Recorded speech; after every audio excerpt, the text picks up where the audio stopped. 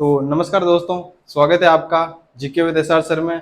और जैसा SR sir ने बताया, हम सीईटी का कोर्स चालू करने वाले हैं, तो चालू कर दिया है, जिसके अंदर एसआर सर पढ़ाने वाले हैं आपको पॉलिटी, हिस्ट्री और उसके अलावा रीजनिंग और बायोलॉजी में पढ़ाऊंगा, और हिंदी और मैथ आपको प्रकाश सर पढ़ाएंगे।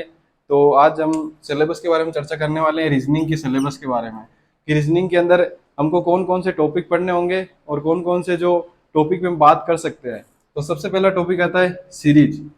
और सीरीज का मतलब अर्थात श्रृंखलाएं, हमें श्रृंखलाएं बनाना सीखना होगा इसके अंदर। और दूसरा जो है क्लासिफिकेशन, वर्गीकरण। ये दो टॉपिक जो है ये बेसिक टॉपिक होंगे जो हम शुरू में स्टार्ट करेंगे, और बेस बनने के बाद हम शुरू करेंगे एनालॉजी। एनालॉजी सादृश्यता। और उसके बाद हम करेंगे करेक्टिंग नंबर्स।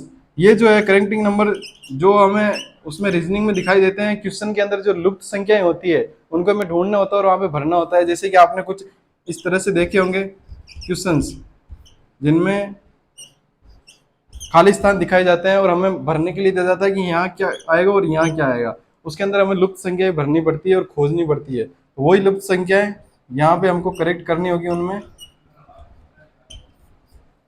उसके बाद आता है रिलेशन टेस्ट। ये आता है रिश्ता संबंधी, और ये रीजनिंग के सबसे फेवरेट क्वेश्चंस होते हैं ये। और इसी वजह से रीजनिंग जानी जाती है कि अगर किसी को रीजनिंग का नाम लिया जाए तो सबसे पहले यही क्वेश्चंस उसके दिमाग में आते हैं कि रीजनिंग में होता क्या है। तो रिश्ता संबंधी क्वेश्चंस,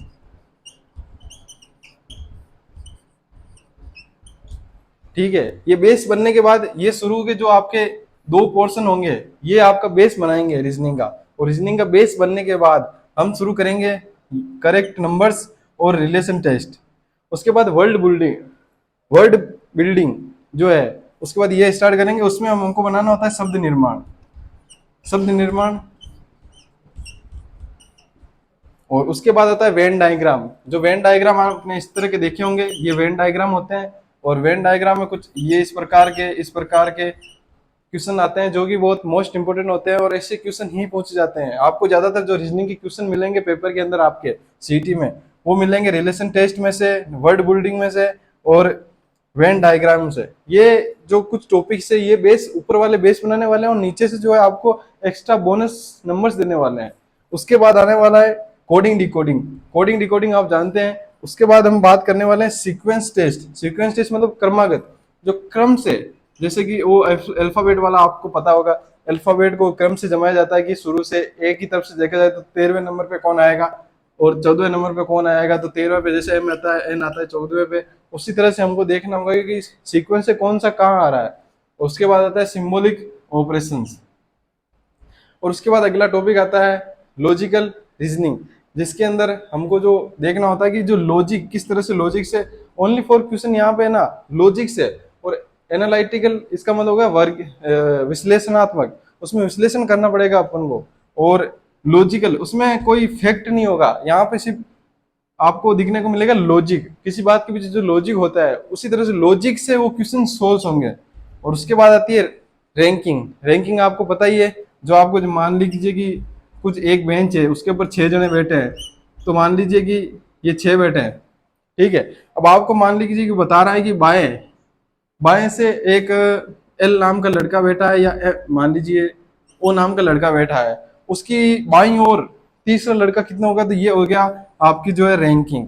ये रैंकिंग हो गई। और जैसे कि आपका फर्स्ट, सेकंड, थर्ड, फोर्थ, तो ऐसे पूछेंगे कि फर्स्ट से थर्ड नंबर पे कौन है, किसका नाम है, तो ये आ जाती है रैंकिंग के अंदर। उसके बाद आता है कैलेंडर। कैलेंडर में आपके क्वेश्चन पूछेगा कि जैसे कि 1 मार्च 2023 को कौन सा वार था, तो हमको ये कैसे पता लगा सकते हैं, इस बारे में हम पढ़ेंगे कैलेंडर के अंदर। उसके बाद मिरर इमेज और वोटर इमेज में, इसमें से भी बहुत इंपॉर्टेंट क्वेश्चन होते हैं। और वोटर और मिरर इमेज में है, उसके अंदर मिरर इमेज में ये होता है कि सामने वाली वस्तु दाएं, लेफ्ट और राइट, ये दोनों, ये जो चीजें होती है इनका बहुत महत्वपूर्ण योगदान होता है मिरर इमेज में। और वोटर इमेज में टॉप और बॉटम,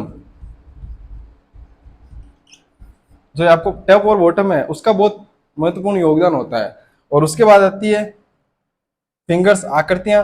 जो आकृतियां होती है, जैसे कि आपको बताया जा रहा है कि इसके अंदर कितने त्रिभुज होंगे। अब ये देखिए इसके अंदर कितने त्रिभुज होंगे, आप बता सकते हैं? तो उसके ऐसे इस तरह के क्वेश्चंस ये इसमें आएंगे अपने फिंगर्स में, जो आकृति होती है। उसके बाद सबसे फेवरेट क्वेश्चन जो रीजनिंग के होते हैं वो होते हैं, और सबसे ज्यादा उलझाने वाले, जो क्यूब, क्यूबॉइड और डाइस। क्यूब का अर्थ होता है घन, जैसे कि 3 का घन, मतलब कि 3 को 3 बार गुना करना है। अगर 4 के ऊपर क्यूब लगा हुआ है तो 4 को 3 बार गुना करना है, ठीक है। जैसे कि 64 हो जाएगा, यहाँ पे 27 हो जाएगा।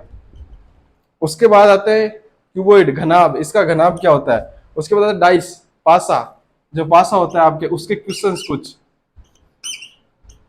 ये हो गया आपका पासा। इसके अंदर, पासे के अंदर आपको देखने को मिलेंगे कि क्या क्या चीजें होती है और कौन से उछालने पे कितनी वो प्रायिकता आती है, उसके बारे में हम चर्चा करेंगे।